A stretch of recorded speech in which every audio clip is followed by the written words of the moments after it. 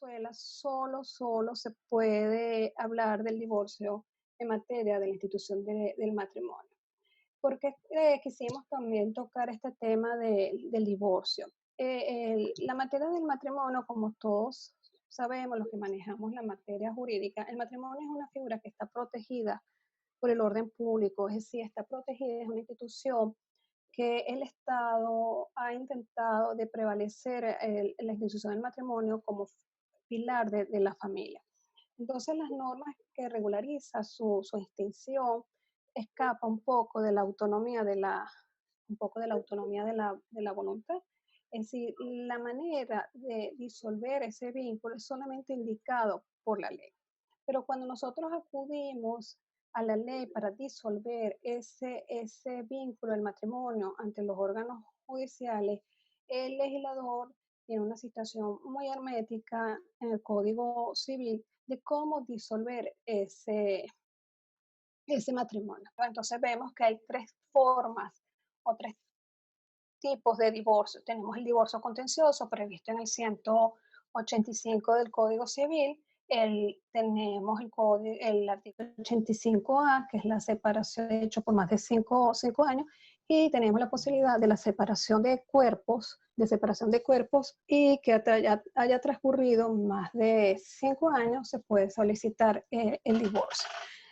Esas son las maneras que nos señalaba el Código Civil. Si nosotros vamos al Código Civil y vemos los numerales del 185, tenemos que son 7 numerales que nos permite un divorcio contencioso. Es decir, el mismo legislador nos dice, son causales únicas del divorcio, cuáles son las únicas causales de divorcio, y comienza a enumerarlas del 1 hasta el ordinal 7, las posibilidades de intentar un divorcio contencioso. Entre ellas tenemos el adulterio, el abandono voluntario como segunda causal, el tercero, los maltratos, que serían los excesos y la sevicia, las injurias graves, y el cuarto sería el conato de los cónyuges con romper la prostitución del otro cónyuge, los hijos.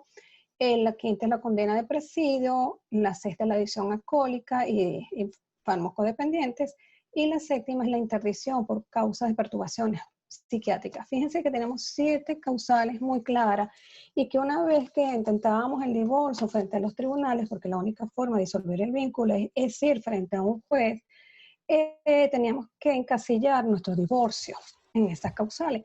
Pero ¿qué pasaba? Allá entrábamos 2 sistemas de divorcios aquí en Venezuela. Teníamos el divorcio sanción y el divorcio remedio. ¿Qué significa eso? Que el único que podía intentar un divorcio frente a los órganos judiciales así contenciosos, cuando no existía mutuo acuerdo entre los cónyuges de divorciarse, era a través era el cónyuge inocente. ¿Qué significa eso? El que no dio causal, el que dio la causal no podía solicitar el divorcio. Si mi cónyuge era adúltero porque no cumplió uno de los deberes conyugales, que era la fidelidad, daba la posibilidad de solicitar el divorcio por adulterio. Por supuesto, llegando a un tribunal, demandando en cuanto al adulterio, causal muy poco utilizada por la dificultad de probar el adulterio aquí en Venezuela, resaltando que el adulterio aquí en Venezuela solo se puede probar con las relaciones carnales.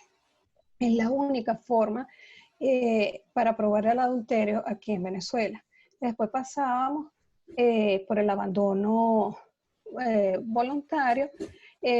Cuando hablamos del abandono voluntario, recordando que no solamente aquel que dejaba el hogar, sino aquel que no cumplía los deberes señalados en el artículo 137 del Código Civil. Recuerden que en el matrimonio el Código Civil señala varios deberes y derechos, que sería el deber de socorrernos, el deber de fidelidad, el deber de cohabitación. Entonces, cuando faltaba el cumplimiento de uno de esos deberes, uno podía alegar el abandono. Podía existir abandono, los dos viviendo en el mismo hogar. Y así sucesivamente veníamos la sevicia, las injurias, el conato, la condena a presidio. Fíjense que eran causales que yo tenía que probar frente al juez que mi cónyuge era culpable y que por lo tanto yo tenía que divorciarme, quería divorciarme de él. Había 2 causales que son muy fáciles de probar, que era la condena a presidio. Fíjense que condenar a una persona por delito graves no conlleva a divorciarla. En vista de que no quería seguir casado con una persona que estaba condenada a presidio, iba frente al tribunal y mostraba con la sentencia. Y la otra, que era la interdicción, que es por enfermedades mentales graves. Fíjense que las enfermedades mentales graves del cónyuge no da per se a solicitar un divorcio según este 185, sino que tenía que ser declarado por un tribunal de que existían esas perturbaciones mentales, es decir, declararlo entredicho, declararlo incapacitado y por ende el otro cónyuge solicita el divorcio. Es la única causal humanitaria que existe en el Código Civil, porque una vez acordada el divorcio sigue la obligación de manutención. Es decir, las otras causales no obligan al otro cónyuge a mantener la obligación de manutención, salvo si son por perturbaciones psiquiátricas.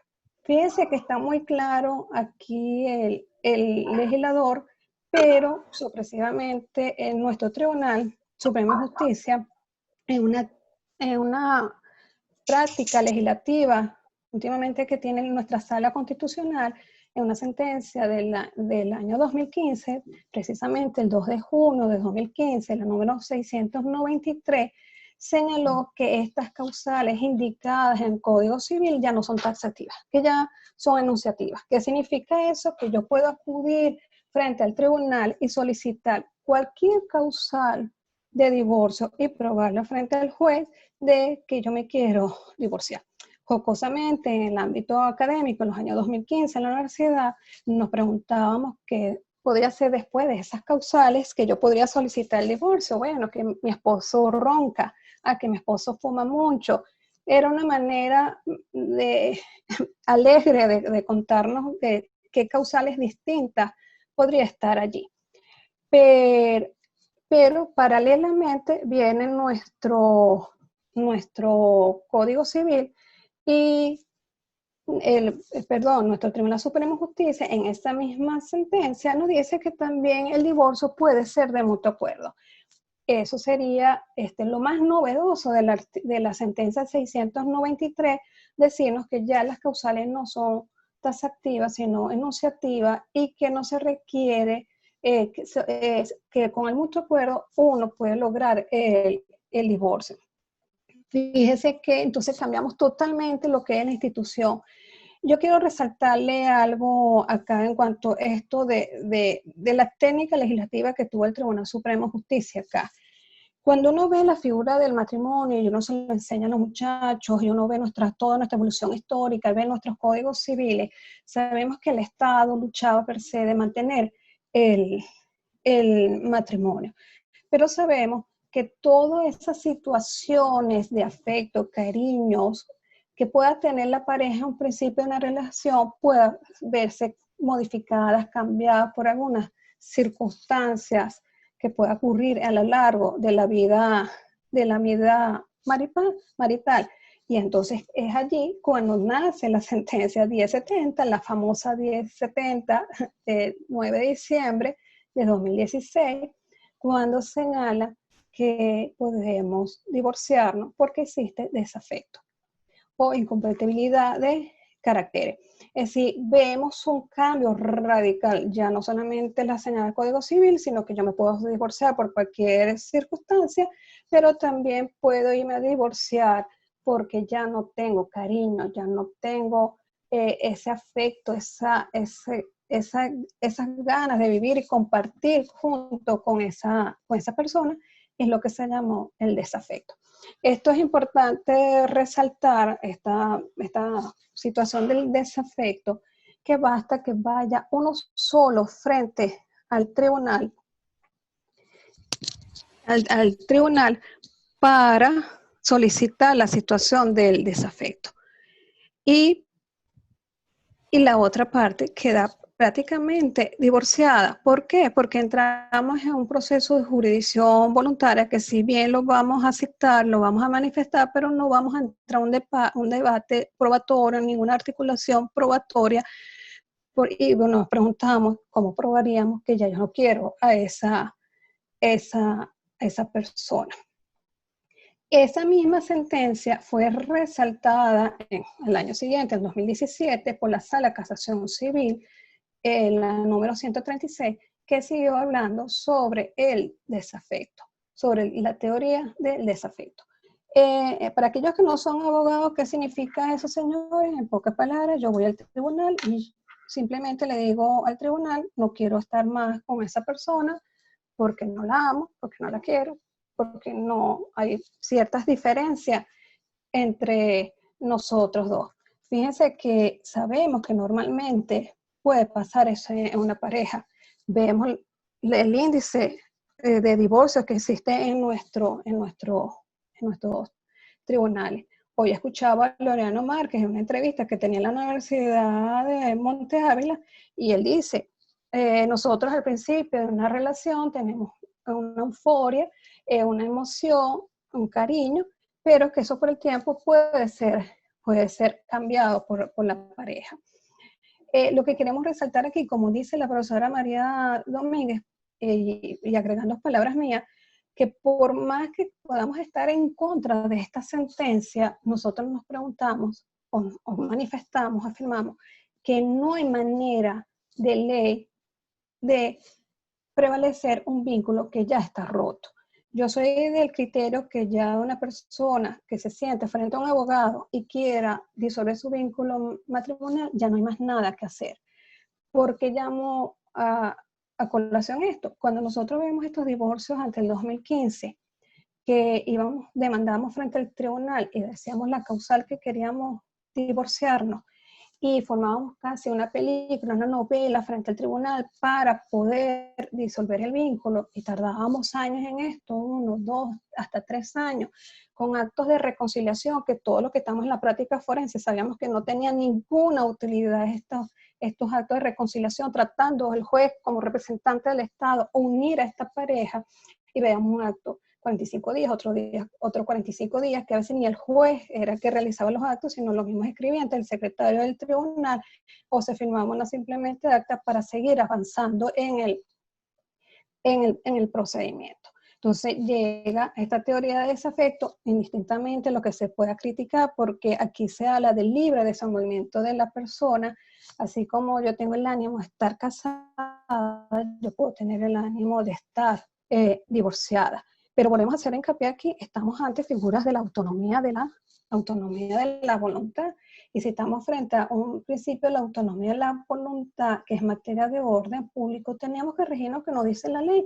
Así como para configurar el matrimonio tenemos ánimo, voluntad de celebrarlo, pero tenemos que regirnos lo que dice la ley para contraer matrimonio. Nos dice una edad de 16 años, entre un hombre y una mujer, etc. Y algunos impedimentos matrimoniales. Así ocurre con el divorcio. Para disolverlo tenemos que ir a la ley. Y la ley nos ha señalado estos tipos de divorcio y paralelamente viene el Tribunal Supremo, modifica el Código Civil y agrega estas 3 importantes sentencias en cuanto que ya las causales no son taxativas, que podemos divorciarnos por mutuo acuerdo y que no podemos divorciar por incompatibilidad de caracteres o por la teoría del desafecto. Es decir, yo no deseo estar más con esa persona. La otra forma de divorcio es el 185A. ¿Qué significa este 185A en el foro jurídico? El 185A era la forma rápida y expedita de una pareja que han permanecido más de 5 años separadas de hecho. ¿Qué significa eso? Separadas de hecho, cada quien tenía su vida independiente, puede ser en la misma residencia o en diferentes residencias, acudía frente al juez y solicitaba que los divorciaban porque tenían más de 5 años separados.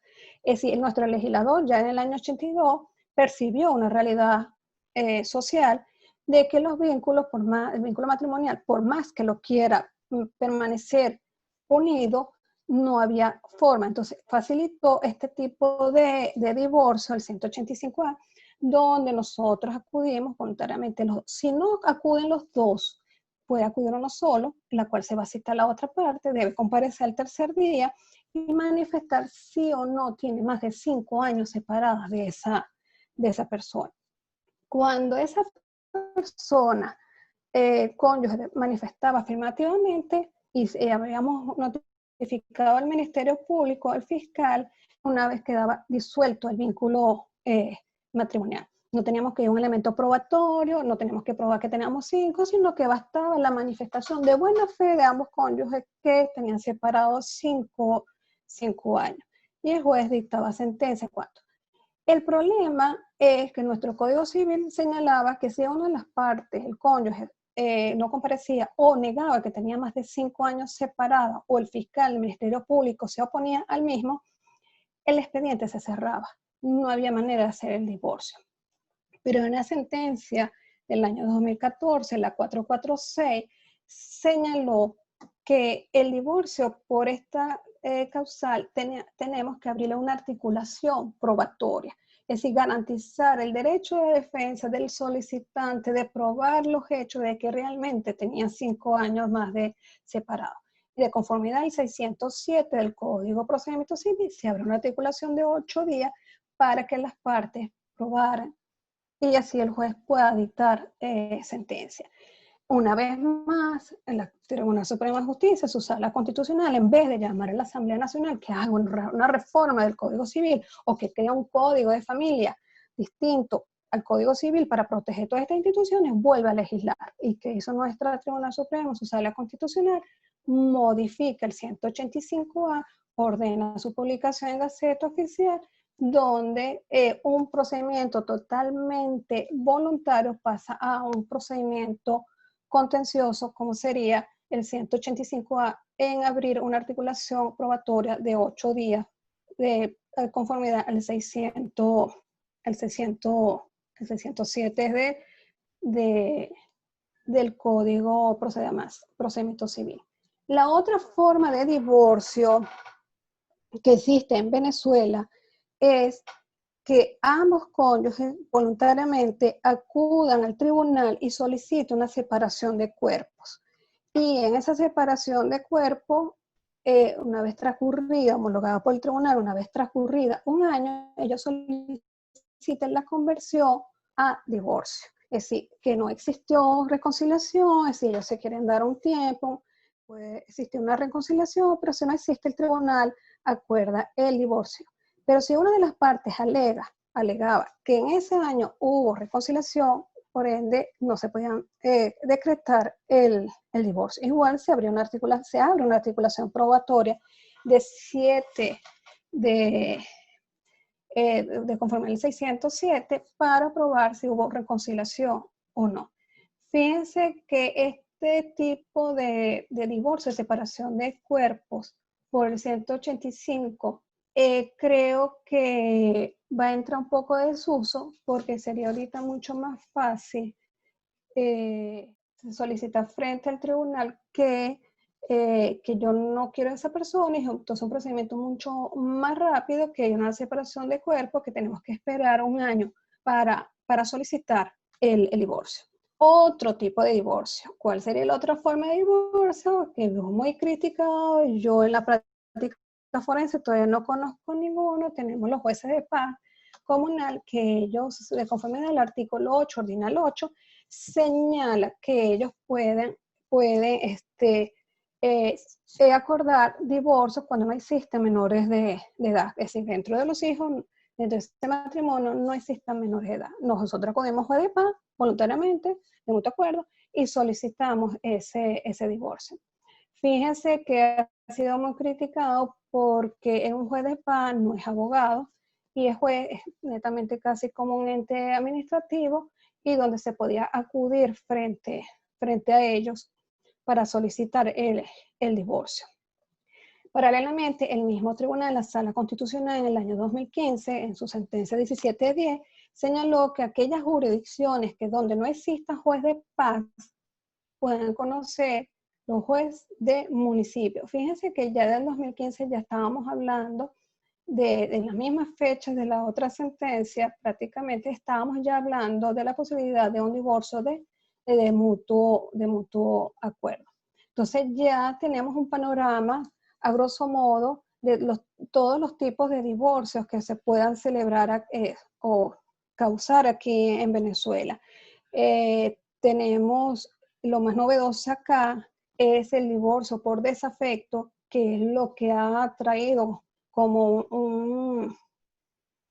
¿cómo le podría decir a ustedes?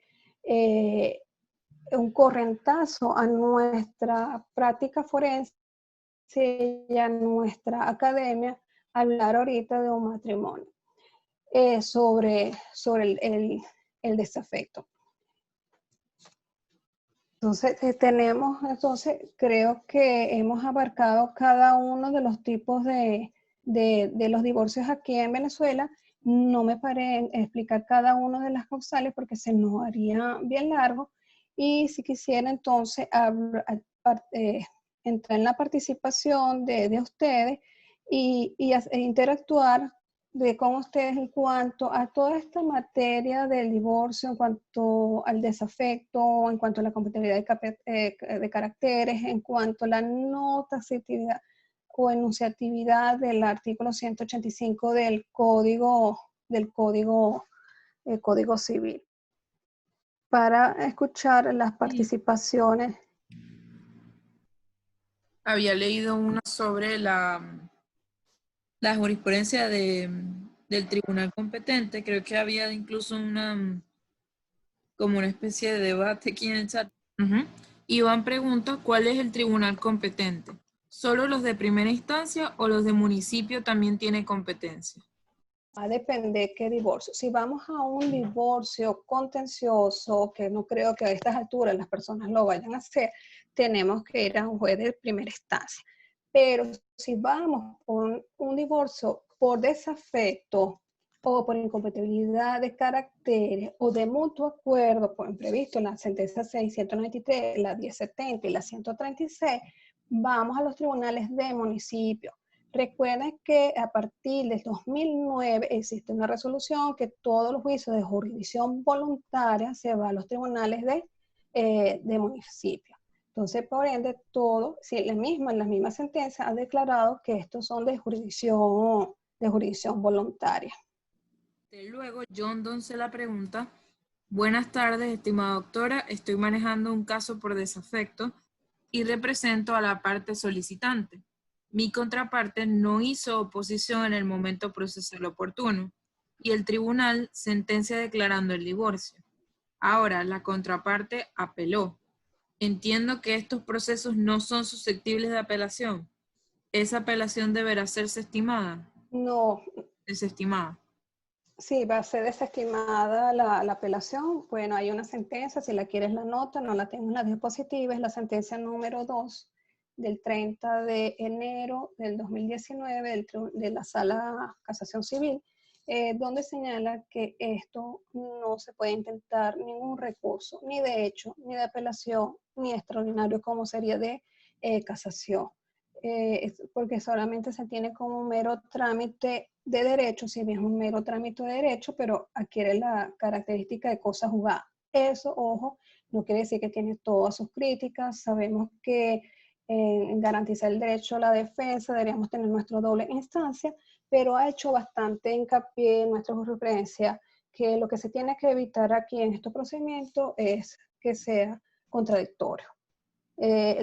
Cuando se notifica o se cita la otra parte, no es para entrar a un debate contradictorio allí, solamente para notificarles y tales de que se está llevando un divorcio en su contra. Ok. Luego, Anaís pregunta, si tienen hijos menores de edad, ¿existe limitante para el tipo de divorcio por desamor? No existe ningún limitante. Si hay menores de edad, recuerda que podemos ir a la lona. Lo único limitante allí es que cuando introduzcas la solicitud, la demanda por desafecto, que tienes que cumplir con todos los requisitos del 340 del CPC, es decir, cumplir lo que es un nivel de demanda, allí tienes que hablar sobre las instituciones familiares. Como el desafecto como no van a acudir los dos al tribunal por mutuo acuerdo, tienes que indicar de cómo van a quedar esas instituciones familiares, lo que sería la responsabilidad de crianza, la obligación de manutención y la convivencia familiar para que el juez la homologue.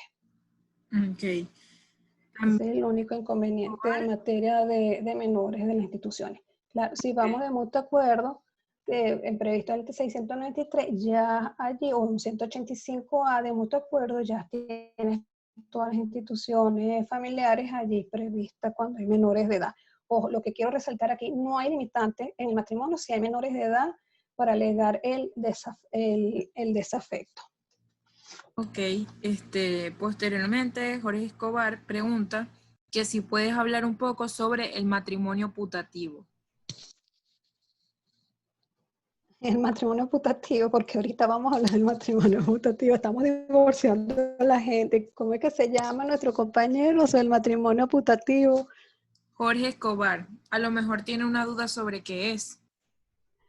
Sí, bueno, recuerda que el matrimonio putativo es cuando uno de los contrayentes contrae desconociendo que la otra parte tiene todavía la relación matrimonial todavía vigente. En estos casos, acuérdense que ya no entraría el divorcio, sino estaríamos hablando de nulidad del matrimonio, porque recuerda que para contraer nuevas nupcias tienes que disolver el vínculo. Pero en este ánimo putativo, el Código Civil regula unas ciertas circunstancias en cuanto a la actuación de buena fe, en cuanto a la partición de los bienes, etcétera, de esta pareja. Pero recuerda que este segundo matrimonio putativo entra en la nulidad, no el divorcio. Ok. También preguntan, Dione Núñez pregunta, ¿qué pasa cuando uno de los cónyuges está fuera del país en el término para tramitar el divorcio? Mira, esa es una inquietud que ha manifestado y lo vi entre las preguntas que ustedes me enviaron. Quiero señalar que no hay ningún inconveniente de que ambos cónyuges o uno de ellos se encuentra fuera del país. Fíjense que si los dos están de acuerdo, basta otorgarle un poder, se dirigen al consulado venezolano del país respectivo y le otorga un poder, eso sí, tiene que ser un poder especial, no un poder judicial general, sino un poder especial y específico para divorciarte de la pareja en cuestión. Y una vez entonces tus abogados de confianza de acá procederá al divorcio respectivo, representándote. Ok. Luego Iván pregunta que si invocando el desafecto es necesario abrir una incidencia probatoria en el supuesto de la oposición de la otra parte, se convertiría en contencioso. Mira, en estos casos de divorcio por desafecto, la única manera de que se abra una articulación probatoria es que el juez tenga algunas dudas de conformidad con el artículo 11 del Código Procesal Civil y como es materia de orden público. ¿Por qué no abrir una articulación probatoria si el otro se opone? Es que es muy difícil, porque aquí no estamos discutiendo si te quieres divorciar o no, sino que hay una persona que manifestó frente al tribunal que no quiere continuar con el vínculo matrimonial, y esa es la idea de la sentencia. Criticarla o no nos conllevaría ahorita a nada. Aquí lo que se está respetando según la sentencia es libre desenvolvimiento de la persona. Yo entiendo algunas opiniones porque dice que para realizar la institución del matrimonio se requiere la manifestación de voluntad de las dos personas y pareciera que también se requeriría la voluntad de las dos personas para divorciarse y sabemos que no es así porque así nuestro legislador nos permitió que uno que no es culpable en cuanto al divorcio pueda acudir a los órganos judiciales y eso lo teníamos previsto.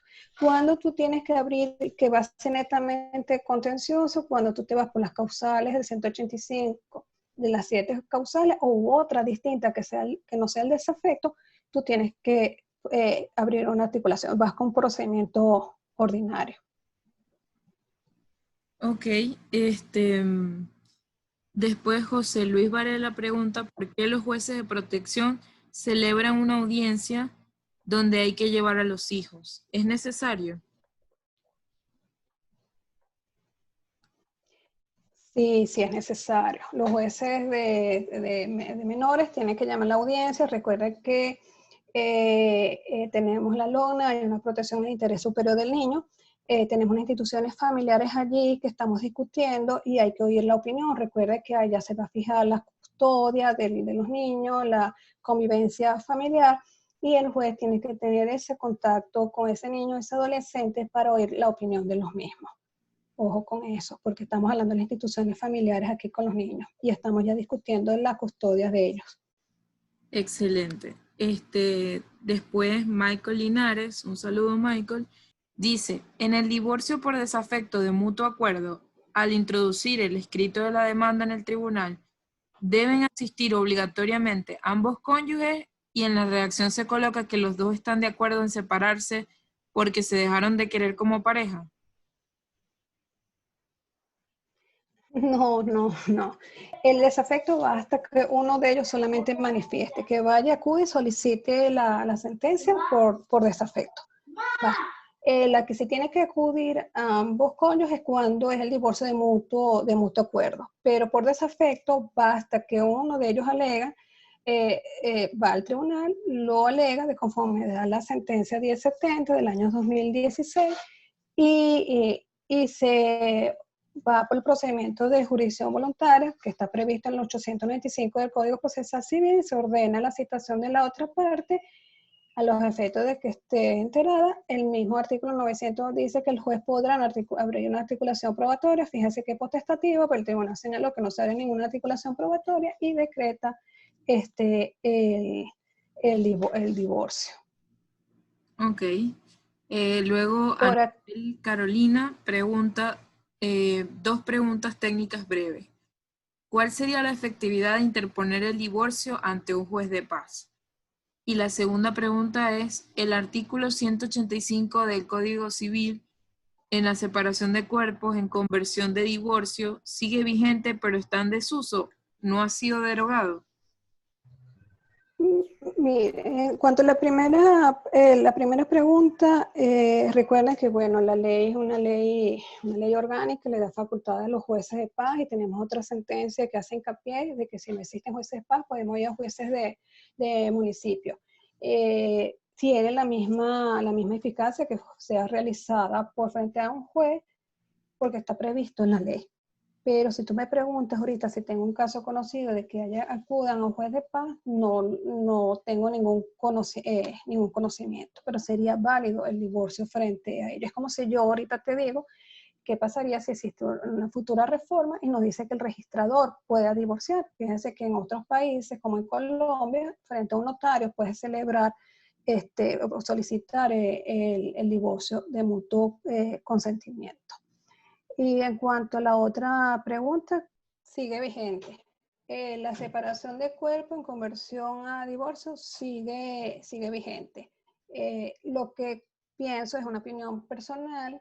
Si yo tengo una pareja y estamos claros de que queremos divorciarnos, no podemos ir a través de estas sentencias vinculantes, sobre todo la 1070 o la 693 del año 2015, donde la solicito de mutuo acuerdo. La única ventaja que yo veo la separación de cuerpo es que da la posibilidad de separar ya los bienes. Es decir, estamos solicitando la separación de cuerpo y estamos ya disolviendo la comunidad conyugal, cuestión que no nos permiten los otros divorcios.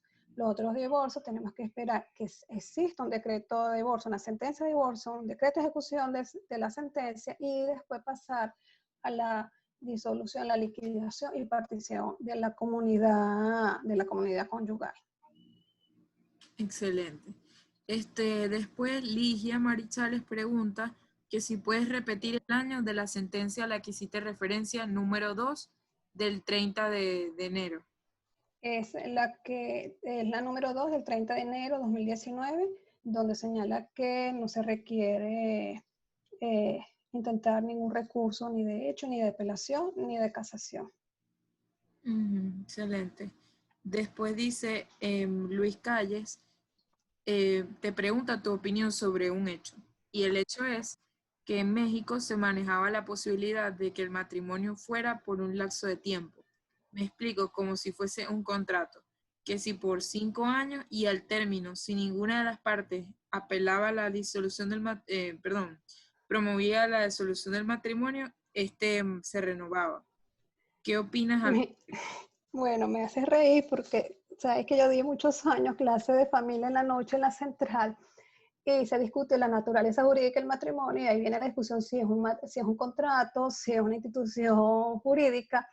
Y aquí en nuestro tribunal, para llegar a estos acuerdos, dice que es un contrato. Sí, entonces si lo tomamos como un contrato, yo soy partidaria, yo lo decía en clase, echando broma, que el matrimonio tenía que ser así por año y prorrogable. Si nos vamos bien, nos prorrogamos. Si nos vamos mal, disolvemos el contrato. Desconozco la legislación mexicana, pero la comparto.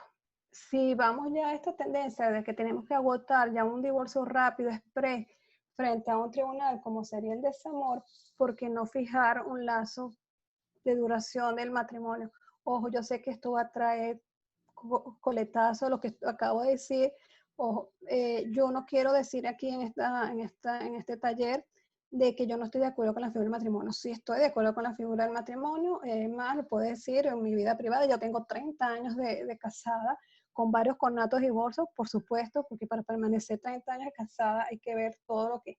Si creo en una institución, si creo en el apoyo de la pareja, el amor mutuo, el socorro mutuo que pueda existir en la pareja.